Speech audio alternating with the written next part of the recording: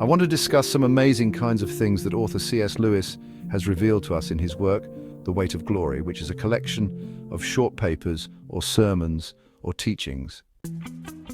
More specifically, I would recommend to any C.S. Lewis fan to at least read his brilliant writing called Transposition. In this writing, Lewis carries on with some of the amazingly illustrative ideas that he discusses somewhat in another great book, Mere Christianity. In both of these works, he shows us lessons we can learn in going from a three-dimensional world to a two-dimensional world. In Transposition, he explains how our lower realities are always used to represent our higher realities. For example, how written down, two-dimensional words represent spoken auditory words, and how musical notation represents musical sounds, and how an orchestral symphony can be transposed down to a piano piece. That, unless we are aware of the orchestral score, we have no idea of the glorious orchestration that the piece originates from. Thus, we would be unaware of what we would be missing out on experiencing. The easiest example of this is how a two-dimensional photograph doesn't at all really capture the wonder and beauty of, say, the Grand Canyon in its full three-dimensional reality. The aspect about all of this that intrigues me the most is related to how science has proven to us the existence of at least 6 other dimensions that we as humans don't sense. Now here is where Lewis's teachings blow my mind. I think, as he points out, how the great lessons we can learn going from a three-dimensional awareness of reality down to a two-dimensional awareness of reality can illustrate much to us about why we have such troubles in sensing or believing in these other higher dimensions. These ideas are really by themselves nothing earth-shattering, but as a whole quite instructional and compelling. Imagine yourself in our three-dimensional world trying to communicate with a two-dimensional stick figure on a piece of paper. This stick figure, of course, is only able to sense his two-dimensional world by what affects that piece of paper. Let's say that you, the extra-dimensional creature, communicate with this stick figure by writing on the paper with your pencil. To this stickman's perceptions, your words and drawings seem to just appear magically to him out of nowhere as you write them into his reality. You can then even write to him about this great three-dimensional object called a pencil that is causing these words to appear before Mr. Stickman into his awareness. But to him, this pencil idea is just plain crazy and fanciful thinking because he doesn't at all really sense this pencil. I suppose you could even try to rip through his world by poking the pencil through the paper, but all that he might see is a great big hole opening up in his reality of the paper, never able to perceive the giant writing stick that actually towers over him.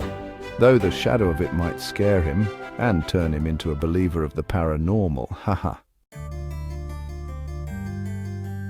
I am sure that these kinds of ideas have been around in some form or other for centuries, but that doesn't in any way diminish their great power. I think maybe Lewis's application of them towards Christian theology may be somewhat original. The thing that really gives amazing credence to these ideas for our modern world is, as I stated, the relatively new scientific discoveries of the existence of more than 3 or 4 dimensions. Now continuing with Lewis's assertion that higher realities are expressed by lower ones. Lewis then points out St. Paul's various verses saying that it takes a spiritual man to discern spiritual things. Now we have received not the spirit of the world, but the Spirit who is from God, so that we may know the things freely given to us by God, which things we also speak, not in words taught by human wisdom, but in those taught by the Spirit, combining spiritual thoughts with spiritual words. 1 Corinthians chapter 2, verses 12 to 13, this last part of the verse of combining spiritual thoughts with spiritual words seems to speak directly to Lewis's point of lower things, like words or the word transcending, being taught or led by the Spirit, to higher things such as spiritual thoughts or spiritual discernment to complete the cycle of true understanding. This kind of spiritual discernment seems quite analogous to the idea of how a listener of a piano's transposed and rearranged rendition of a Beethoven symphony will never really fully experience, hear, feel, or even understand or discern the fully transcended music of the orchestral piece if they have never heard or experienced the full orchestral symphony performed. Perhaps this all speaks to the biblical verse, "In the beginning was the Word, and the Word was with God, and the Word was God." John chapter 1, verse 1. Also, perhaps why a Christian's Great Commission is, as Jesus put forth, to proclaim the gospel, or the Word, which is God. And in this light, the great circle seems to become complete by the following discerning verse: "How then will they call on him in whom they have not believed? How will they believe in him whom they have not heard? And how will they hear without a preacher? How will they preach unless they are sent?"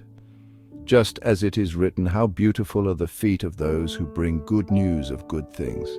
Romans chapter 10, verses 14 to 15, NASB. I know many people might say, yeah, well, if you take this kind of information and combine it with a quarter and a few dollar bills, you just might be able to get yourself a bad cup of coffee. But for me anyways, when I combine this lower information of C.S. Lewis with the higher information of the Bible, it has awakened me, opened my eyes and changed my life much more than that bad cup of coffee ever could.